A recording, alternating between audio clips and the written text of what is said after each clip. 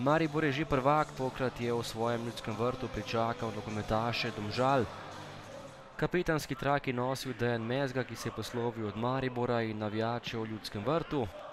Prva akcija tekme pa je tokrat pripadla gostom, poskušal je Kovs nekoliko previsoko.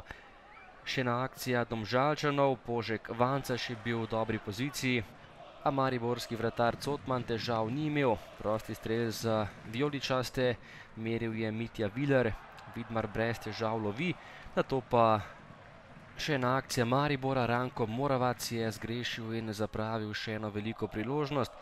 Domžalčani ob koncu prvega polčasa podjetnejši, dve priložnosti, najprej je streljal Požek Vancaš, obramba Cotmana in še podaja pred vrata, kjer je bil najvišji Horić, njegov strel pa je končal mimo domačih vrat.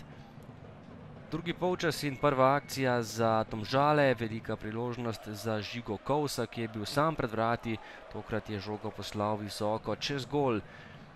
Nova priložnost za Dobrovoljca, ki je bil sam pred Cotmanom, tokrat je bil uspešnejši mariborski vratar, priložnost tudi za Uroša Koruna, po strelu z glavo je tudi on zgrešil mariborska vrata.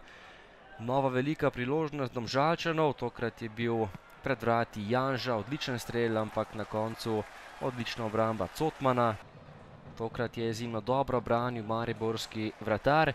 Prosti strel Črnica je končal mimo gola, nato pa še velika priložnost za Gorana Vuka, tudi on je tokrat zgrešil.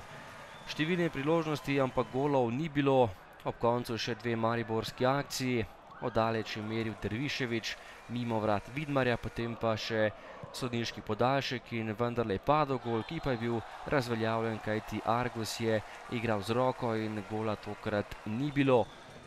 Ostalo je pri začetnem izidu 0:0.